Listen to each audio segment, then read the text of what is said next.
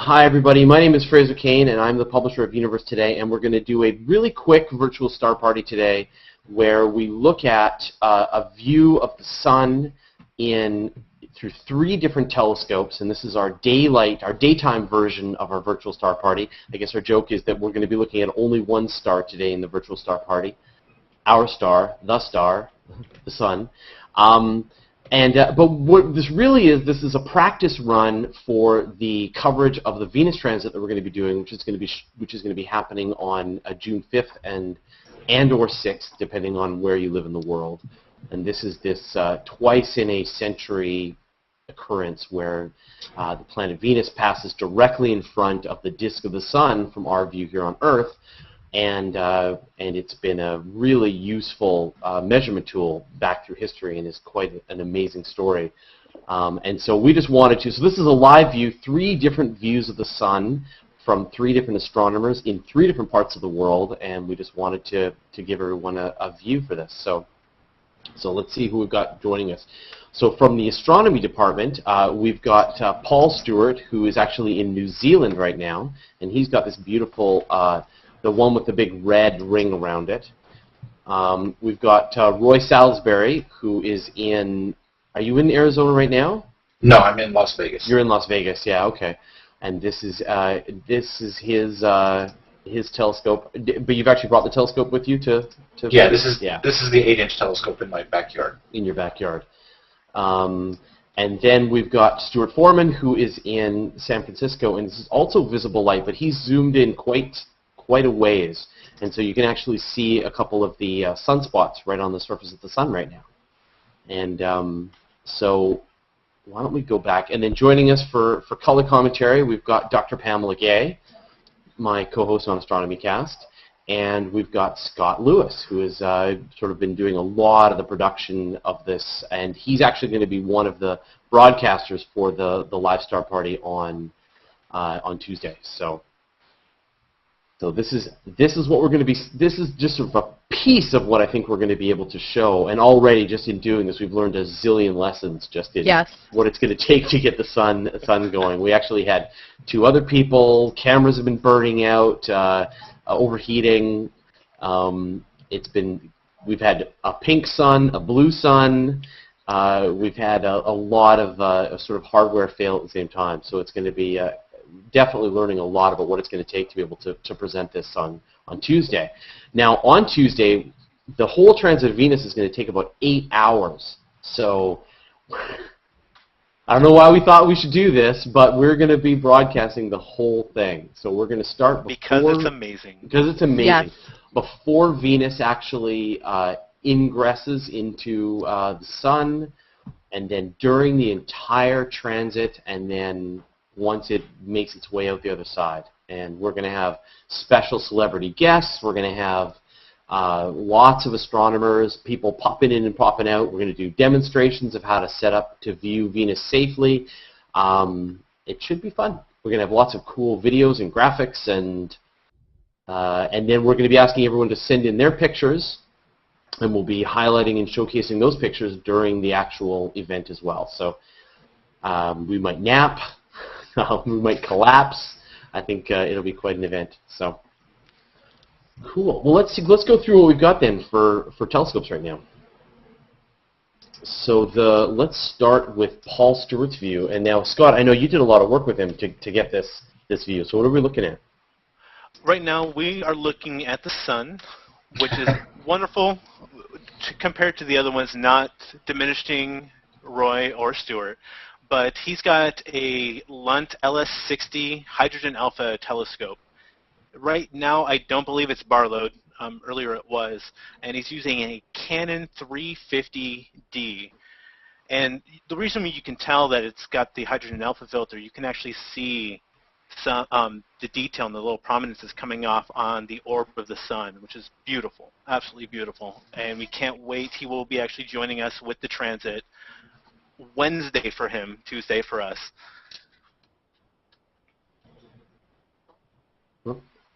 Yeah, you can see. I don't know if people can see this on the live view. We can sure see it, but you can see these little prominences around the edge of the sun. And that, I mean, it's just amazing that we can actually see that. And I think I can even see some of the granules. I know in the higher resolution view, when he had the barley, you could actually see some variation on the actual surface. And so when the transit is happening, we'll be able to see this black spot moving hour by hour across the face of the sun. And now and so the second view. So Roy, what's your setup? This is on my 8-inch Celestron telescope with a Canon camera, and the solar filter on it is the black polymer film, which I believe is the same stuff that's used in the glasses that you put on to look at the sun.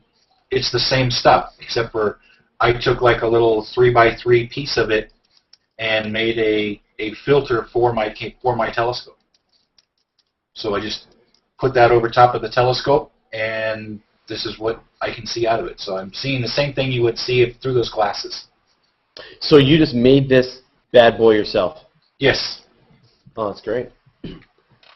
And so just so people aren't clear, maybe what is the process of being able to block the light so that you can actually see it through your telescope? I took a picture of it, but I don't know how to share it. What I did was I took the radius or the diameter on the front of my telescope is about 8.5 inches. So I cut two poster board pieces, sandwiched a 4x4 piece of this black film in between them. That's just cut out a little circle in there, so it's like a little off-axis. And then I take that whole thing and just put it in the front of my telescope, so that the only light that's coming through is just that little 2-inch hole in the front of my telescope. So everything else is blocked out except for that, and all the light goes through that filter. And then, but then it's getting magnified again, right? So, I know it's safe with your own eyeballs to see it, but if you're stepping it down, but then you're magnifying it again, is it still a bit of a risk to your camera, to your eyeballs? No? Nope. It doesn't even let any of the heat through, because it's not letting that wavelength of light or whatever it is through the filter. So all you see is just a certain wavelength of the light coming through. It's just so stepped down that you're good. Yeah. And I think what's cool is we can also see some sunspots on Roy's view. I'm not sure if that's translating in the live view as well, but let's go over to Stuart's view, and then you can absolutely see the sunspots there. And people now Stuart's view is more black and white than the other two. Although with Roy's view, that's just like a full color view that you're just capturing the color of the sun seen in your camera, right? Right. With Stuart's view, it's a black and white webcam. He had a Canon going earlier, just like what Roy's has, but he was having trouble getting the software to work, so we switched back over to the webcam. But we'll try to get back to the nice Canon view again tomorrow as well. So how's it holding up for you, Stuart?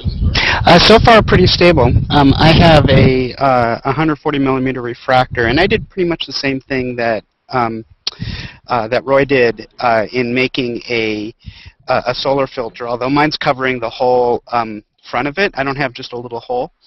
But I just took a piece of prefab solar filter and put it in between.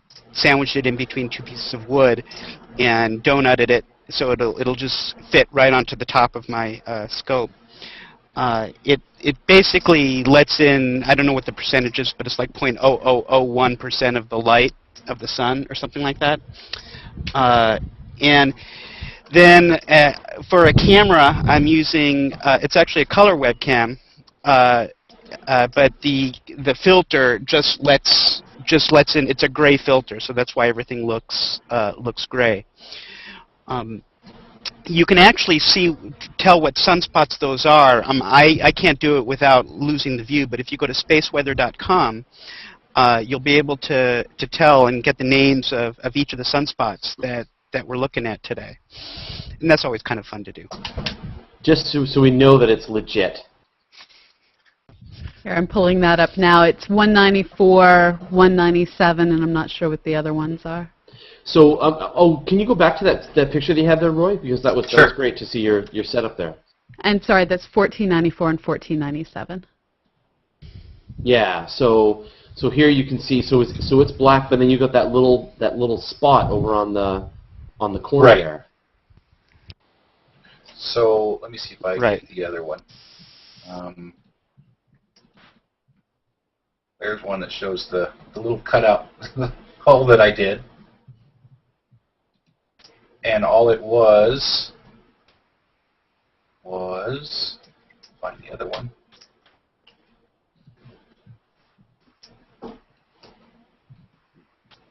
So there was the corner I cut out of the black polymer sheet. And so you're letting in an absolute fraction of the light that you would normally be seeing. Right. Oh, and so Pamela's got a view of the sunspots, the current sunspots. Right. So this is from spaceweather.com, and you can make out. I think you can see my mouse, but I'm not sure. So you can make out that down here, middle left is a bright one. That corresponds to the one on the right on Stewart's. Mm-hmm. And then you work your way into the sun, and here are the other two over here. Right, and that's the way it should be, because I'm actually using a diagonal, so things should be flipped. Yeah. So, but you could then predict, we could predict that if you went and looked a little up, you would see that other cluster of sunspots. Correct. I can do that if you like. Yeah. My problem is I can't see my computer screen really well, so, but I'll do my best. All right. Now, Paul, I think, has gone for the higher magnification view of his view. Oh. Although it's a little squashed, a little oblong, I think, again. But, wow. You can make out the sunspots and everything else. And the reason why that is with his setup, he actually is doing some still images and then streaming them through based on the software that he has at hand. So I believe from what we were setting up yesterday, if he has still the same setup, it is a 1 second exposure with his hydrogen alpha filter and then sent through. And you get a new frame every 10 seconds. And this is, again, flipped left to right compared to spaceweather.com. Okay, I got the sunspots you wanted to see. I think there we go. Sunspots on demand. So let me get you those numbers. So those are the 1493 and 1496 cluster of numbers.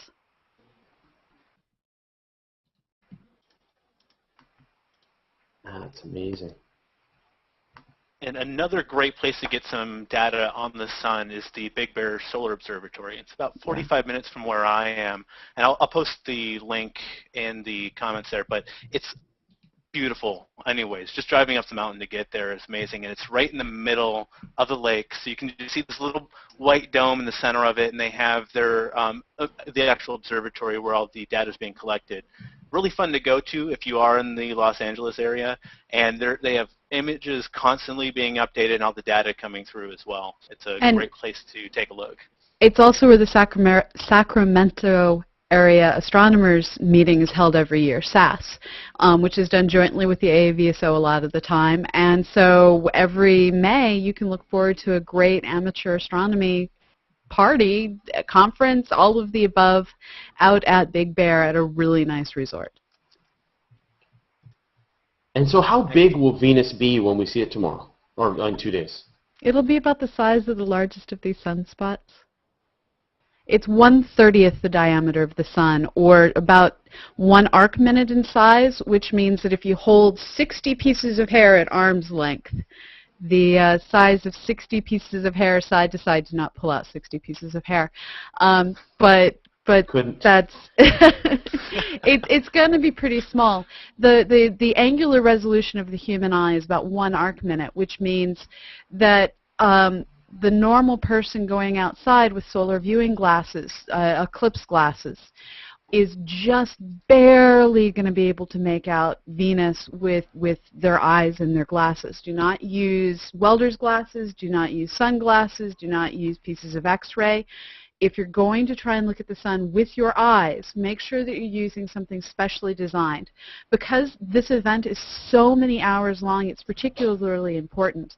If it's just an eclipse, you might be looking at the sun for a few minutes through something that's not entirely great and do a little bit of harm. But over the 7 hours of this event, you can do yourself some real damage with the ultraviolet light if you're not wearing the right protection. And you can't see it that well anyway. So really, find someone with a solar telescope or project it. That's my personal recommendation.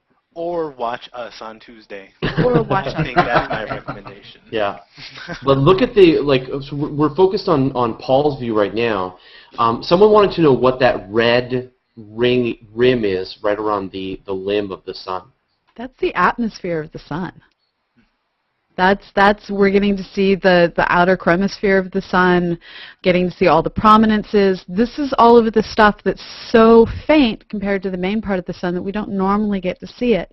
But when you only let one color of light through your telescope, in this case the particular light given off by the H-alpha line, suddenly you're able to make out all of these neat features.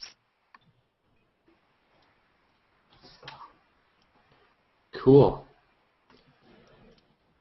Oh, it's beautiful. Okay, well, like I said, I didn't plan on running this for very long today, just long enough to sort of give people a bit of a taste of what's going to be coming, and just sort of stretch our technology a little bit and make sure that we can actually get this in the view. So I'll see if anybody has any more questions who's watching this right now. Please let us know. Otherwise, we will sort of go back into hibernation and prepare ourselves for the epic Tuesday Hangout event. And all the details are going up on cosmoquest.org/blog one by one. Yeah, we'll be posting it on Universe today, and I'm sure Phil's going to be joining us from Bad Astronomy. Yeah, it's going to be everywhere. It will be awesome and full of win. Yeah. Fantastic. Okay, great. Well, I think I know it's very short, but I just wanted to, like I said, whet everyone's appetite. So I think we'll wrap it up here. So thanks to everybody who joined us, and so yeah, thanks to everyone who joined us. Thanks a lot to Paul and to Roy and to Stuart for sharing their view, and thanks to Pamela and Scott. And we'll see everybody. Remember, Tuesday around 3 p.m. Pacific time, right, Pamela? We're going to start at 2 p.m. Pacific to get our This Is How You Observe It going. 3 p.m. is the beginning of ingress. Yeah, and it'll be right here on Google+, and on YouTube, and it'll be embedded on every place we can, so hopefully you'll get a chance to find your way to it. But if you want to sort of know that you're going to see it, just make sure you circle any and all of us on Google+, and that way you'll get a notification of when it's happening. All right, cool. Well, thanks, everybody, and we'll see you all in 2 days. Okay, bye. Thanks. Bye-bye. Bye. Bye. Bye, everybody.